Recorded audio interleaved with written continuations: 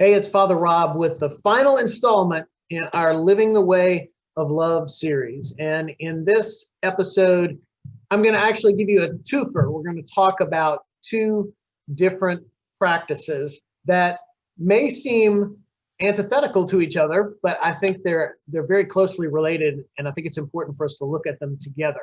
So let's do that. So today, our practices are go and rest. We are inviting you to go, not go and rest. Well, yeah, you can go and rest, but to go and to rest and to think about how we keep these things in balance. So first, let's talk about the practice of go. Let's add it to all the other practices that we've talked about in these short videos. The practice of turning around and doing a new thing, which you'll remember is the biblical word repentance. That's what we mean, to turn around, to make a 180 and do something different, to do something new. To learn from Scripture, to be a person of prayer, to be a person of worship, to be a person of blessing who blesses others by our generosity, and now to go. Because that's what Jesus did. He went out. He quite often crosses boundaries, quite literally, when, for instance, he moves from Israel proper to Samaria. He goes where the Samaritans are, which are not people that Jews would have associated with at all.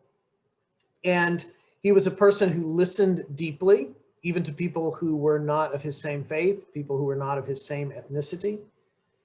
And so going is about doing these things. It's about being willing to cross boundaries, being willing to listen deeply, and to live like Jesus, which means living intentionally. In our baptismal covenant, which we've referred to again and again throughout this series, there are two questions that I think are important when we think about going.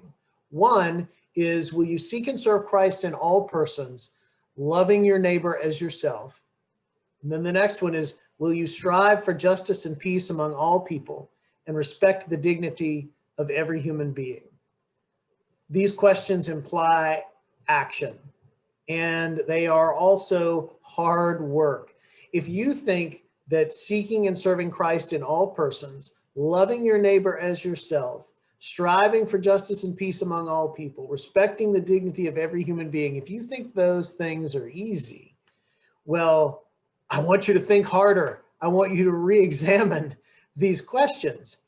It might be easy for us to do these things with the people that we're close to, the people that are in our regular circles, our friends, our families, but it's not easy to do with everyone, because there's a lot of all in here, all persons, all people, every human being. And what the questions really call us to is the challenging part. These are questions that challenge us to go beyond our normal circles, our normal routines. These are questions that invite us to lean into discomfort, as I've heard another wise priest talk about. Leaning into discomfort. I really like that phrase. And I think that if you keep discomfort in mind, you can really begin to think of it as a practice. If you find yourself in a situation that makes you feel uncomfortable, then I think that's a moment to examine, a moment to really think about and go, this makes me uncomfortable. This person makes me uncomfortable.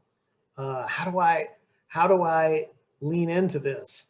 Is this maybe a moment that God is calling me to lean into this discomfort? That's where the rubber really meets the road. That's when we really start engaging in our mission, and it can become an intentional practice of trying to really push ourselves to do things that are more uncomfortable. This is part of the invitation to join God in healing a hurting world. We can certainly do that by loving the people who are closest to us.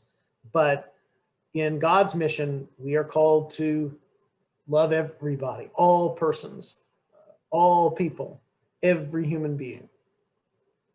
So in this practice of go, here are some questions that I would ask you to reflect on. Who is your most unlikely friend? And how did you become friends? When you look at the world around you, where do you sense Jesus's absence is most keenly felt and experienced? Where do you sense that Jesus's absence is most keenly felt and experienced? Can you think of a time that you went beyond your comfort zone? Can you think of a time maybe that you've already leaned into discomfort? What was that like? What would love, justice, and the truth of God look like in our wider community? If you really think about what you know about Jesus, the way he loved, the way he sought justice, the way he proclaimed the truth, where would you see that being most needed in our community? What would it look like to really do that work in the wider community around you? And what needs to change to make you more open to engaging the needs of the world? What needs to change to make you more open to engaging the needs of the world? I hope you'll think about these questions as you think about your own practice of going. This is a practice of action. So here's why we have to balance this a little bit. We're talking about going and we're talking about resting today. So turn, learn, pray, worship, bless, go, and rest is our final mark of the way of love. This is when we receive the gift of God's grace, peace, and restoration. And there's only so much going and only so much acting that any of us can do in a way that's healthy. I think about the Mary and Martha story. I know you know the Mary and Martha story, where Martha is busily preparing dinner for Jesus, who is a guest at her home in Bethany. And here's her sister Mary, who is sitting at the feet of Jesus and having a conversation, mostly just listening to Jesus. And Martha is frustrated because she wants her sister's help and tells Jesus to tell her sister to get on it. And Jesus says, Martha, Martha, you are worried about many things. There's only one thing that's really needed. And he's not really criticizing Martha in that story. There's nothing wrong with Martha's action. What he's criticizing is Martha's criticism of Mary. Both Martha and Mary are important components to the Christian life. That's why I think this go and rest thing goes together. Everything is about balance, particularly in our tradition, the Episcopal Anglican tradition. We really do focus on balance and things being centered. Well, we talk about the via media, the middle way between extremes.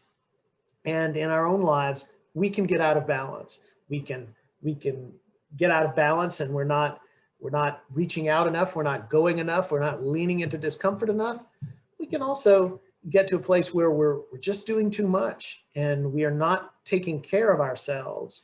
You've probably been on an airplane before, and if you think about what happens when the flight attendant explains the safety procedures, what do they say when they explain the safety procedures about the mask that comes down from the ceiling?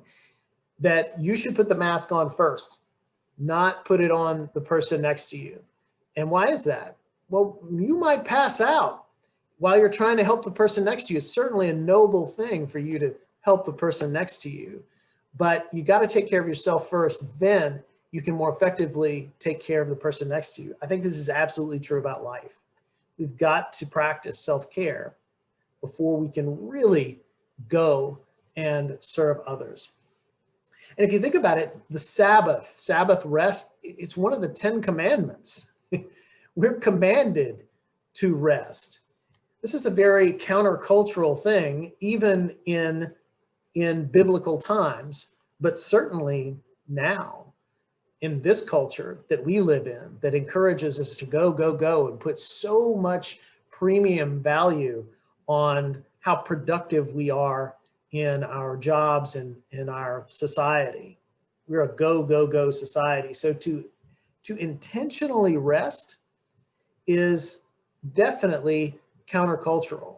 And if you think about it, to make a commitment to something like Sabbath rest, maybe taking literally, our Sabbath, the Sunday, and saying, I'm not going to work at all today. That even might make you uncomfortable. This could be a kind of going for you, right? To lean into the discomfort of taking a break and resting. The Sabbath is about affirming trust in God, affirming that it's not all about my productivity. And it's actually about rejecting oppression. I mean, think about the commandments that are given to the Israelites when they're given the 10 commandments. This is after they've been freed from slavery in Egypt. So in a sense, part of the rationale of Sabbath rest is a rejection of oppression and slavery. When, this is a people who never got a break because they were enslaved by the Egyptians. And so to have a commandment to rest is a recognition of God's work of freeing us from slavery. And for the Jewish community, that's still palpable. That's still something that's very important in Judaism. Freedom from slavery is a key component to Jewish faith. It would have been a key component of Jesus's faith as a Jewish person. And it should be something that's a key component of ours, especially, I think, in the kind of culture that we currently live in. There's a great book called The Sacred Enneagram. If you've never heard of the Enneagram, I encourage you to explore that a little bit. That's a whole other video for another time. But in the book, The Sacred Enneagram, Christopher Hewitts, who is the author, talks about something that I found very helpful. He talks about the 4 R's of self-care, or if you want to add a 5th R, you could call it the 4 R's of restoration. The first is that Sabbath is for rest. Sabbath day, the Sabbath day. Our Sabbath day is Sunday. So maybe your Sabbath isn't literally on Sunday because of your work schedule or whatever, but taking one day out of your week that is a time for rest. Retreats are for reflection. Sometimes I find that people, and I've done this before too, kind of treat retreats, if you're able to take them as like cramming for an exam. You go on a 3-day silent retreat, and maybe you haven't had a break in a long time. You try to cram all your rest into this time. Retreats are wonderful if you can take them, and I highly recommend them as a practice if you've never tried it.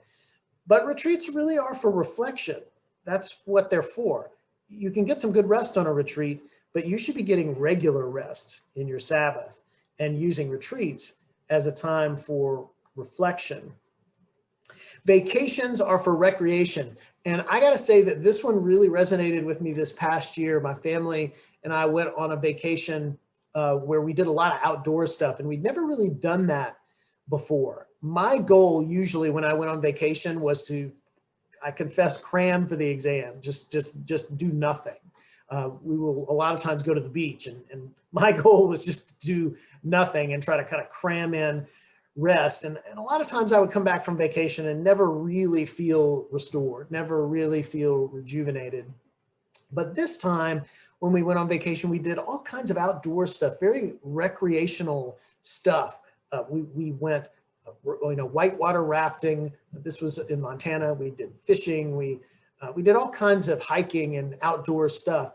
And I'm telling you, when I came back from that, I felt more restored than from any vacation I've ever been on in my life. And I remembered that vacations are for recreation. I finally recreated, and it was very restorative. And that's something I want to remember in my own practice for future vacations, not to cram for the exam, and try to just do nothing, but to really engage in some recreation and intentional recreation time with my family. Sabbaticals are for renewal. There's your 4th R. Now, this is not something that many people get in our culture, but if you are in a profession where you have an opportunity for a sabbatical, you might want to think about it. It's something I've thought about too. It's something available to me, but I really want to be intentional about making it a time for renewal. I don't want to just go on a 3-month vacation or take a 3-month rest. I really want it to be intentionally about spiritual and professional renewal. And so I'm going to think about that. But these 4 R's I have found very helpful to reflect on a little bit. Sabbath is for rest, retreats are for reflection, vacations are for recreation, sabbatical is for renewal. Now, you might not get sabbatical time in your work, but I know you get vacation time. And do you take it? That's a really good question to think about. You know, have you taken all of your vacation time? If you have, good for you. I'm proud of you. But I know there've been years when I've not taken all my vacation time, and that's on me. That's not a good practice. If it's there, we should take it, and we should also take our days off. You know, I'm saying this to myself as much as I'm saying it to you. But this is why rest is a practice. And you could even think of it, like I said before, as a kind of a leaning into the discomfort of taking the time, of saying, you know what? It's not all going to get done. Not all the work is ever going to get done. There are some things I have to leave aside. So go is a big part of our practice as Christians, to go beyond the boundaries of our normal communities, to go and to be loving to neighbors who are not the kind of traditional neighbors that we see on a daily basis, maybe, and going and serving and seeking justice for all people. This is important work, but so is the practice of rest, of caring for ourselves. Because remember, Jesus says, love God, love your neighbor, and love your neighbor as yourself. Love your neighbor as yourself. So loving self is an important part of being able to love neighbor, an important part of being able to love God. We can never really be truly effective for others if we're not also taking care of ourselves. So a few things to reflect on about rest. We talked a little bit about some of that before, but when was the last time you really paused? When was the last time you truly felt refreshed, and how did it change your perspective? How is your productivity related to your self-worth? And what keeps you from pursuing time for peace and restoration? What's really getting in the way? I know a lot of times it's me thinking that it's not all going to get done. But I can also think of times when, for instance, I've been sick and I've had to take 2 or 3 days off. And you know what? The world didn't fall apart. And the same is true about rest. I encourage you really to think about this as a spiritual practice, just like you think of all these other marks along the way of love. Turning, learning, praying, worshiping, blessing, going, resting. These are the practices that move us closer in our relationship with God. So in the video description, I am going to put a couple of worksheets for you to spend some time with. I encourage you to spend some time with. One is about making time to practice and looking at your normal weekly schedule and seeing where you spend your time in your relationship with God now. And another worksheet is about looking at each one of the different marks of the way of love that we've talked about along the way, and thinking about what you would need to support this practice, maybe what is getting in the way of you engaging in this practice, and how to think about doing it going forward. And then there's another worksheet about how to write your rule of life that contains all of these different marks. These don't have to be huge things. And if I or Mother Liz can help you along the way in thinking about how to construct this rule of life, I hope that you will reach out to us so we can be of support to you as you try to construct this rule for yourself. So thanks for watching. May God bless you and keep you as you try to walk this way of love that can be difficult for all of us to walk.